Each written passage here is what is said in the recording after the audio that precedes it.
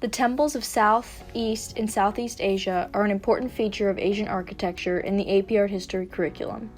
These large establishments were built to honor the religious traditions of Buddhists and Hindus, with elements that differ greatly from the cathedrals of Christian religion. To begin, there are two Buddhist temples in the 250, the Great Stupa at Sanchi and the Borbudur Temple. A few important features of Buddhist architecture to keep in mind are their large stupas or central mounds that act as reliquaries for Buddha's ashes. Practitioners gain spiritual merit by being close to these structures, though they cannot enter the solid mound of earth. Due to the fact that entrance into the stupa is impossible, visitors circumambulate or walk around the structure in the direction of the sun, a cosmic symbol where Buddha acts as the center of the universe. Additionally, the symbolism of Mount Meru, a five-peak mountain seen in Buddhist as well as Hindu religion, to be the center of the physical and spiritual world with its axis connecting the earth and heaven. The Great Stupa at Sanchi, built in 300 BC to 100 CE in India, is a prime example of the Buddhist stupa. During his lifetime, Buddha instructed that these stupas be built, containing his ashes, in places associated with key moments in his life, as well as others, so that the hearts of many shall be calm and glad. The layout of the temple includes the stupa and surrounding circle that guides practitioners to understanding the Four Noble Truths to reach enlightenment, as they circumambulate around the structure in a form of meditation. Before entering the establishment, followers will walk around the Toranas with carved scenes on the architraves in high relief, where Buddha is only represented symbolically as an empty throne or a tree. The Toranas appear at each of the cardinal points and act as gateways. The next temple from Buddhist culture is the Borbudur Temple, built in 750 to 842 CE in Indonesia. The basic structure resembles a pyramid, but is also referred to as a stupa or a sacred mountain, like Mount Meru.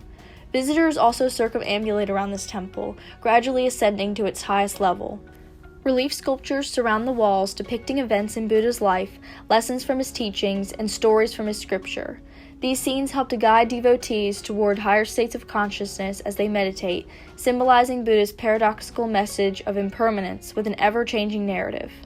At the top of the structure, there are 72 stupas, each containing a sculpture of Buddha, surrounding a large central stupa, which serves as a symbol for the enlightened mind. Apart from Buddhist temples, those of Hindu religion are not institutions for congregational worship, but a residence for a specific god.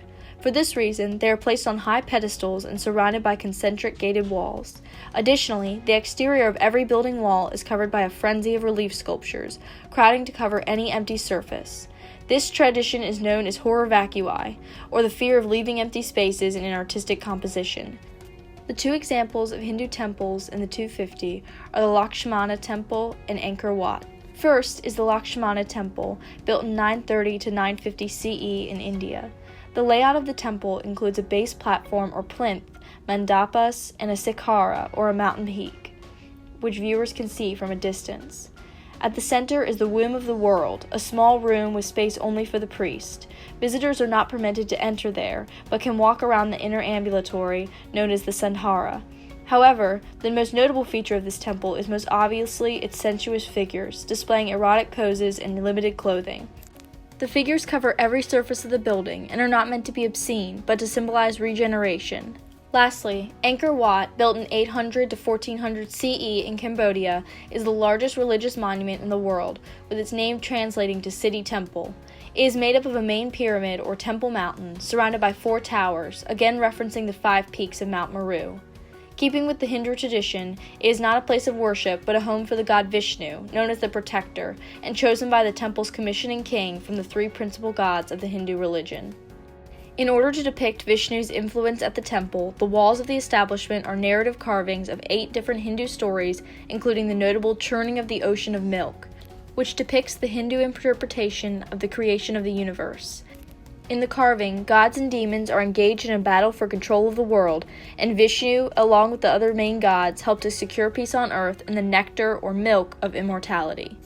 When looking at the big picture, it can be difficult to discern between these 4 different temples, but they clearly possess unique characteristics upon closer inspection.